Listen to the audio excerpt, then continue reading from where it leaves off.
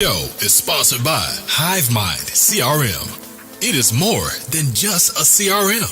It is a real estate and business mastermind that comes with an all-in-one CRM. You can have unlimited websites and users. You can call, text, RVM, and email all in one user interface. And you can set up custom automations for any type and multiple businesses. 65% of companies start using a CRM system within the first 5 years of business. Once implemented, the HiveMind will save you on marketing, give you more time, and make more money.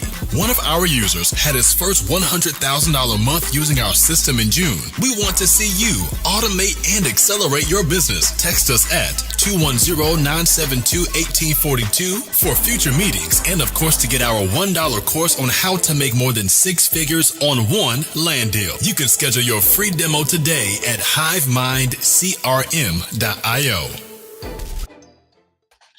Hey, welcome to today's show. I have a special guest, James Brown. We're going to talk about real estate and lease options. I hope you stay tuned to the end because some stuff is not always said at the beginning of the episode, and you always have to listen to the episode. And I hope you get some value today. So today we have James Brown. First, where are you in the world? Because sometimes we talk to people in Canada, sometimes people in other countries. Are you U.S. based, 100%? Yep. Based in Colorado, but we can work in any state really. So I love it here. Okay, awesome. I'm actually going to Colorado in like 2 weeks, 2 weeks from or so, end of the month. I'm going to Colorado, so I'm going to Denver. So I'm excited about that. Nice. So, how long you been in real estate, and how'd you end up in real estate? Is my second question I usually ask. Let's see. It was about 5 years ago. I started like diving in deep. I got serious about investing, and just kind of went down the rabbit hole. I was just looking at a way to supplement my graphic design business income, and by the traditional way of just buying a rental one at a time. And I realized there's a lot of other ways to make money. Kind of landed where we're at now, although still looking at a lot of different things. But yeah, we can get into all that for sure. We talked to a lot of people, and everybody's like, the Burr method is the only way to do real estate. And then you talk to like everybody's like in their own niche, and it's like there's Yeah. one way. Totally. So, 5 years in real estate. Are you strictly in Colorado, or are you doing stuff nationwide? Yeah, nationwide. Trying to stay focused on most stuff here in Colorado because I'm here and I'm licensed as an agent as well. So there's benefit to me being able to, control things and help directly without relying on a bunch of different people. But I can still make that work. In fact, most of our lease option deals have been out of state, just because we're networking with people all over the country. Yeah, I usually don't interview very many agents, but I have friends that are agent investors, and they're like, I'm an agent because I don't want to deal with agents, so I do my own stuff. And that's my agent duties. So I went to like a meetup recently with him, and I'm like, and who here is an agent? I'm like, he's an agent. He's like, no, I'm not an agent. Don't tell anybody I'm an agent. What's funny is like you go Google real estate agents are and let it autofill. It is not good. People just have a horrible opinion of agents in general. So yeah, I can see that. It's fun messing with investor agents because they're like, don't tell anybody I'm an agent, but I'm an agent. He's an agent, everybody. Calling you out, you slimy dog. Yeah. It's pretty funny. I like messing with people, especially when they don't like that part of it. Like, Yeah. I understand it, but I'm still gonna mess. Well, I got licensed for multiple reasons. Just general knowledge, a baseline knowledge of how things freaking work. But then it helps me to be able to put deals together and represent clients. So it was kind of a byproduct of investing to start. So, but it's opened up other opportunities to help people buy and sell, primary residences as well as investors just with regular rentals as well. So, Gotcha. So, 5 years in the business. How big is your team now? as far as operating and managing all lease options? My partner Toby Hansen and I are the main owners of Real Home Solutions. Um, we've got a network of other people in different markets with similar um, businesses set up, and so we all kind of work together. If we've got a tenant buyer or an investor or lacking one or the other, we can kind of mix and match and help each other. So Okay. yeah, So let's kind of dive down. What is a lease option for those who don't know? What is a lease option? it's a lease with the option to buy in the end. So rent to own, basically. Rent to own. Okay. Yep. So it's a rent to own contract. Are you working with sellers directly on the front end? You're working with agents? Like what's that front end process look like to find those deals? So we're reverse engineering.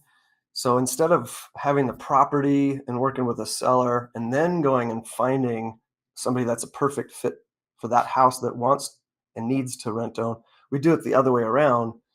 We find tenant buyers that can't get qualified that have a good chance of buying in the future, and then we match them up with an investor, um, and let the tenant buyer go pick out a house on the market. Or if it works out, we can, if we have an off market property that matches what they're looking for, that works too. So So you find your lease buyer on the end. Are you doing subject to? Are you doing like you have your own financing in place and just owner financing them from there, or how's that look? it's basically like seller financing. So the investor that can get a loan buys it. Um, some will pay cash up front if they've got enough to buy outright. Yeah. Um, but most put financing on it like a regular rental. So they're leveraging their ability. So that gives them the ability to buy, do more than one at a time. Uh, Um, so they've got their loan, and then they've got a lease with their renter, until that renter can exercise their option and buy it. so what benefit does it give the I know the answer to this, but what benefit does it give an investor to get a loan and essentially owner finance it to another end buyer? What benefit does it bring them? Because like if they have the property, they already bought it cash, or they can get financing for it. Why not keep it as a rental, or why not sell it cash on the market? Well, so some investors will do both a regular rental, hold it long term, and do these. This is kind of a way to accelerate how much you're making, and then maybe do two or three of these, build up some cash, and then go and buy a rental and hold that.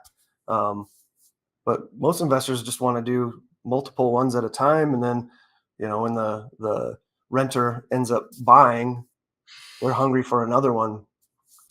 But like, to get into some of the benefits, like up front, we're looking for people that have around 10% or more, sometimes up to 20% to put down. That changes the whole ball game. Compare that to like a renter who's got a small security deposit. They don't have any plan of buying the place, so they don't have any vested interest in it, really. They've got this renter's mindset, and they're going to be calling when a toilet's running, or those kind of things, that a regular renter puts you through as a landlord. In this case, they're putting significant money down with the intention of buying. So they've got that owner's mindset. They've gotten to pick out the house, and that money actually goes directly to the investor. Part of it gets kicked back to us for putting the deal together, but they've got this big chunk of money up front. So what's beautiful about that is it's insurance, because it's non-refundable if the buyer backs out. We set this up so that's highly unlikely. Like, the rent-own business has been given a bad name by operators that either intentionally or unintentionally put people in a bad position, and we do not want that to happen. So just to kind of back up a little bit, the main thing we do is screen them really well, figure out, where they are now, what it's going to take for them to get qualified. And we work directly with a lender because the lender is going to give them the loan in the future, right? So Yeah. once we've gotten together as a team, we all know what the game plan is. Then we go looking for houses. You set them up with a lender on the front end, so that way they already know they can possibly refinance in the future, so you're not setting people up for failure. Exactly. Yeah, that's the key. That's the key. The other big rent-to-own companies don't do that. They kind of leave it up to the tenant buyer. And to their, some people are like really eager. They want to get in a house, and maybe that's not the best scenario for them. So, and it's not for a lot of people, Yeah. so So how much are you asking down as far as like percentage of the property value? Is it going to vary depending on how much the seller has to put down? How does that front end look as far as how much they're going to put down? yeah. So we look for 10% minimum. We can, depending on how much they pay per month and how much they agree to buy it for in the future, we kind of move those numbers around. But we look for 10%. Sometimes people have more. And what's beautiful about that for the investor is normally, you get an investment property, you have to put down 20% minimum, right? If the tenant buyer is putting down 10, you're putting down half the amount that you normally would, which allows you as an investor to go do like 2 of these at a time, which most do. Sorry. Yeah. Well, if they put down 15 or 20%, that's even less that you have to put down as an investor. So I know some people that do lease options, they do like different variations of this where all the payments they make, they credit the buyer on an amortization schedule and they just raise the interest rate. And some they give them the option to buy and they essentially pay rent with the down payment with the option to buy. What kind of ways are you guys formulating that? Well, so when you're talking rent credits, it wouldn't be the full amount. It'd be what rent credits are is like if you're not getting 10% down. So, well, let me back up.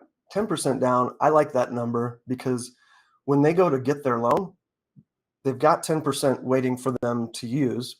They have an equity, yeah. Yeah, well, it's they can use, say they get a loan for 5% down. Okay. They've got like 5% of that 10 goes to the down payment. Then they're gonna have closing costs, so that it should cover that plus a little extra equity. That's why we can kind of back off. But they've already prepaid that amount. With rent credits, that's like the other programs where they get 1% down, say. So that buyer is going to have to save up along the way so that they've got that down payment and enough for closing costs. In this case, we're getting up front, but we could do rent credits if we took less down. In fact, it's kind of a forced savings plan, just so that tenant buyer is putting that money away so they don't hit the end of that option period and go, oh, I can't get a loan. And, that way we don't want them to give up their money, like that's not a good situation for anybody. Gotcha. So you're hooking with the lender on the back end.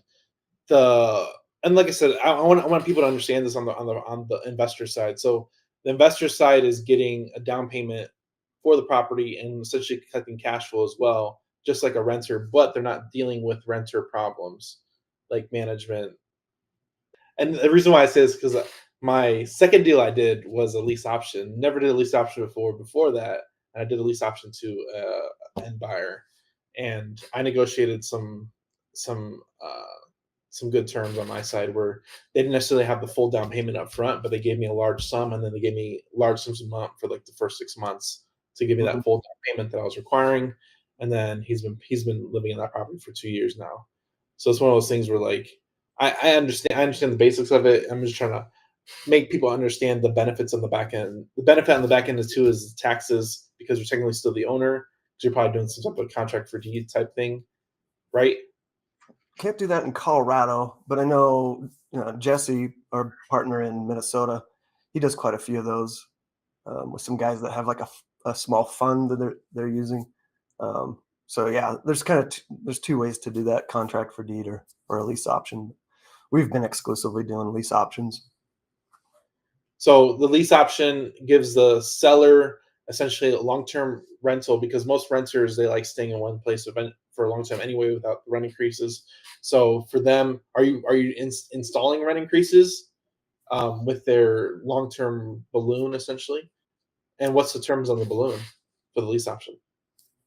Well, yeah, it depends. I mean, we've done just a straight rent where it doesn't increase over the 1, 2, or 3 years.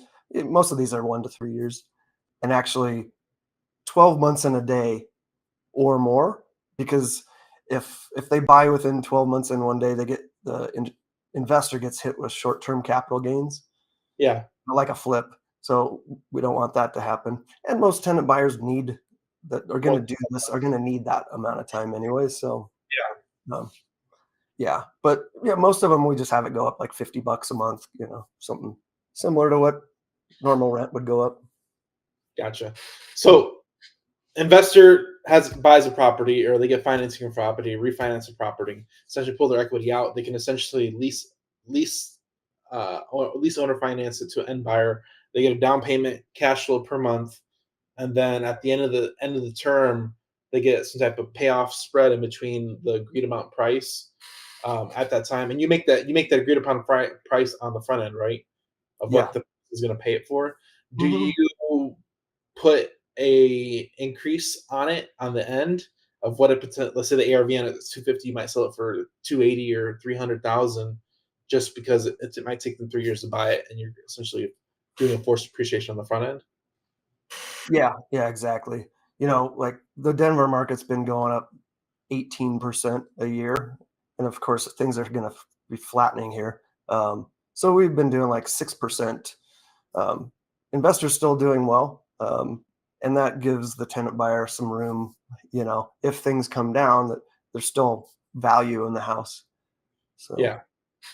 I Because mean, that's the big thing is like if you oversell the house and the value doesn't reach up to that point, they're essentially negative. They're upside down on their property, which you don't right. want.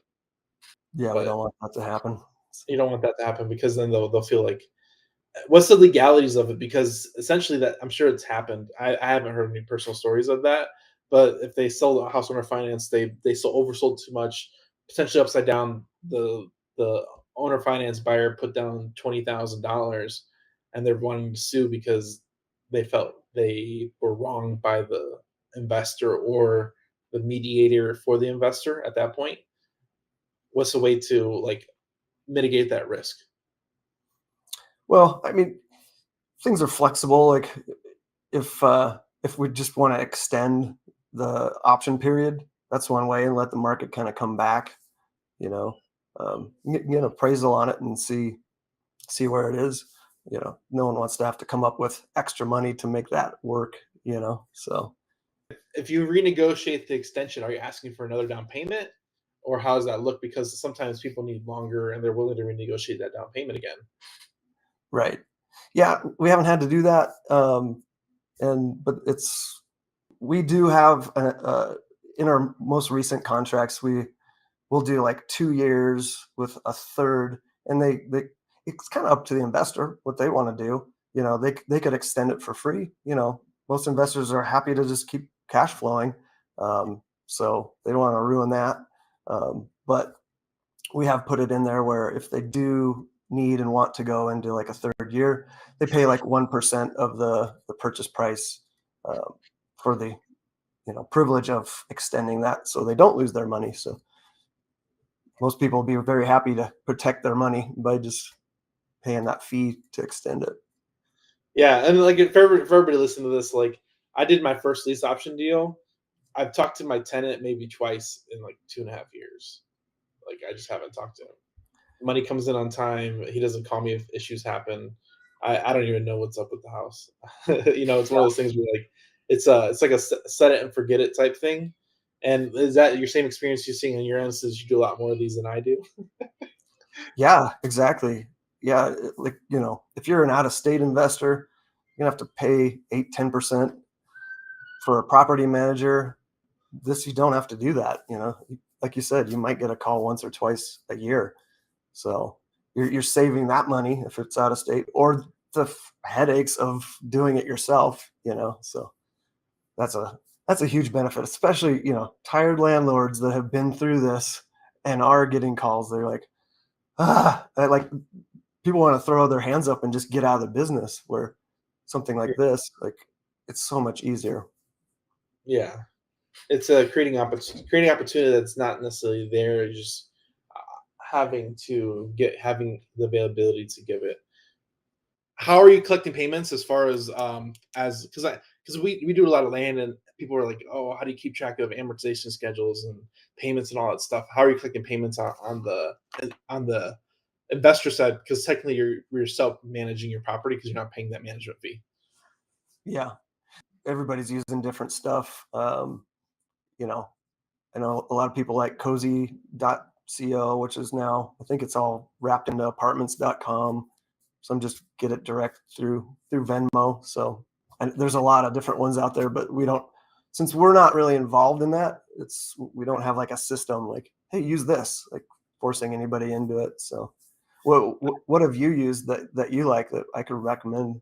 It's one of those things where like you're gonna get varying options. A lot of people they use different. I forget the ones people use for land, but some people they just mail a check, and we don't have any problem with that. It's usually based on the customer. We try not to force the client down a certain path unless they prove themselves untrustworthy, or we have to like automate it in some way.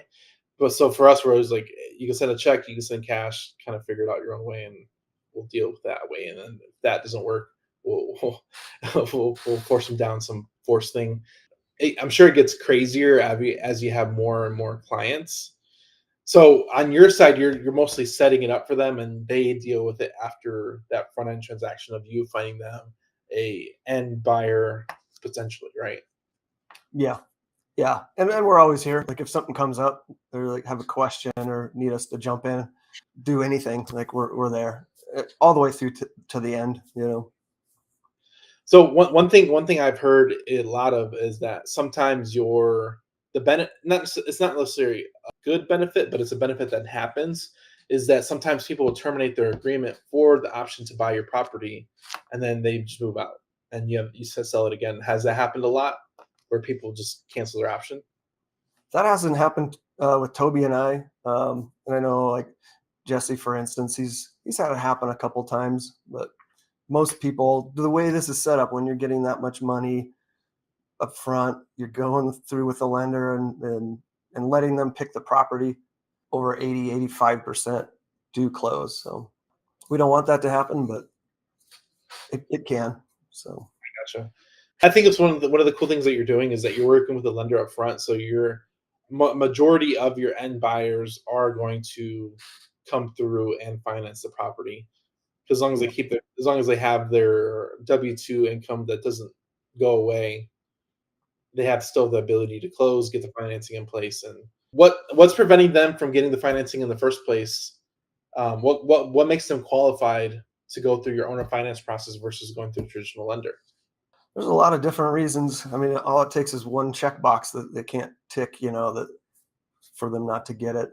Most, like, a good fit for this is self-employed people that maybe Okay, were writing way too much off. They just weren't claiming enough income, and they need to flip the switch on that for a couple years, or they're just new as a business owner or 1099. They need the time. I like that the best. Like, it's just time. They don't have to fix anything like credit, and credit can be myriad amount of things that could be wrong. And so if they do have credit issues and just need to get that up, we'll get them. Most lenders have a good idea of what they need to do. If we need to bring in a credit repair specialist to help them, we've got some good credit repair people. So once we know, where they're at, what it's going to take, and how long, then we can move on from there. gotcha.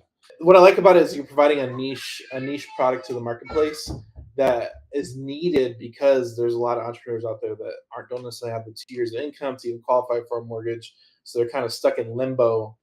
And I think it's another point too, is that a lot of people, entrepreneurs, they get stuck in limbo because they don't have 2 years of income or tax statements to even prove that they do have income. So it's one of those things where, like, once you're an entrepreneur, you really have to face a lot more battles, and a lot of people don't have the information or know how to even face those battles themselves. So they're stuck renting for a long time. So I think it's definitely a good service you provide to the community in general. Do you network with a lot of realtors? I'm sure. Yeah, another reason why I got licensed is to network with other realtors and lenders, because lenders and agents, we're all in the business day in and day out and running across people. So yeah, I'm always putting the word out to them. That last question I answered, like, who is this good for? Let them know who to look for, and then they can come back to me, and we can all work together. It's cool because we're all winning. The lender gets a loan closed up front with an investor, and then in the future with the tenant buyer. So that's 2 loans for the investor. Yeah, the tenant buyer's winning, we're winning, the investor's winning. So yeah, it's pretty cool. It's creating win-win opportunities. So how are you finding the investors on the other side to get, because I understand finding the end buyer is going to be easier because referrals and marketing in general get the end buyers, but the investors that want to do this, is like a plethora of investors that want to owner finance properties, or retired landlords that already own properties just want to owner finance them at that point. You're looking for like portfolio owners and stuff like that. Yeah, we can do it like the traditional way. If they've got a portfolio or just one property, they want to sell it off, we can do that. We can do it the reverse, and then that opens up to pretty much any investor. It's good fit for tired landlords that are just, tired, that like this model. And also busy professionals. They've got money, they've got good W-2 jobs and the ability to go get loans, but they don't have the time to property manage or figure out this business and, go find tenant buyers and set up contracts. It's, they just want to, do their job, go spend the weekends with their kids and whatnot, not have to create a whole business, box, so we do that. So Gotcha. yeah. What is a quote that is yours or somebody else's that you resonate with? I can't think of one. You got a good one for me? That do your best, have integrity. Your name is untarnished till it's not. There's a lot of quotes that are out there. I've heard some really good ones because I always ask that question. And people usually have good ones. So now that you've heard a few, do you have yeah, I'm trying to think. I can't come up with one. Yeah, you caught me. I got you. That's what happens. Where can people find you online? What's your website? How people get a hold of you? What's the best way to go down this path with you to create opportunity? Yeah, hybridrealestateinvesting.com is our investor site. I can send you the link with our landing page so they can watch a video. We've got a 17-minute video that walks through this, and I'm sure we missed some stuff along the way on this podcast. So that's good to watch and then reach out and we can answer any questions. There's always going to be questions because there's moving parts and it's kind of different for most people, unless they've actually done this. A lot of variables for sure. And a lot of unknown questions that you don't even know how to answer. Yeah. Especially for a new investor that's not even had a rental, Yeah, I gotcha. All right. Hybridrealestate.com. Definitely go check it out. James, hybridrealestateinvesting.com. The link will be in the bio because I said it wrong. Hybridrealestateinvesting.com. We'll make sure everybody has it. The show is sponsored by The List Guys. Do you need more leads in your local or virtual market? 1 in 10 small businesses don't invest in any kind of marketing. The List Guys have over 35 plus list types to choose from, and you can mix and match any list or criteria. We also use the skip trace list and provide up to 7 numbers and email addresses. Every list you purchase will be scrubbed against previous purchases. The List Guys are here to save you time. Contact the List Guys today at www.onelistguys.com. That's www.1listguys.com. Thanks for your time, James. I appreciate you coming on. Thanks for giving up your time, and I hope people learn something new, because there's always value in there. You just have to extract it in some way. Thanks for coming on. Have a great day. Hey, thanks.